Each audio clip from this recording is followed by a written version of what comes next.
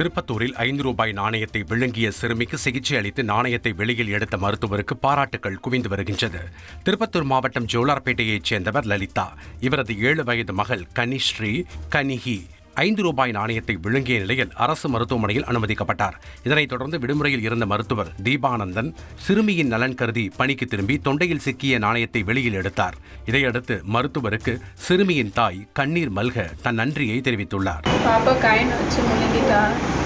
எமர்ஜிக்கு அங்கே தனியார் ஹாஸ்பிட்டலுக்கு போகணும், அங்கே முடியாதுன்னு சொல்லிட்டு இங்கே கவர்மெண்ட் ஹாஸ்பிட்டலுக்கு வர சொன்னாங்க. அங்கே வந்தால் டாக்டர் இல்லை, லீவில் இருக்காருன்னு சொன்னாங்க. அப்புறம் ஃபோன் பண்ணி கூப்பிட்டதுனால அவர் வேலை விட்டு வந்து பாப்பாவை நல்லபடியாக காயின் எடுத்துகிட்டு போயிட்டாங்க.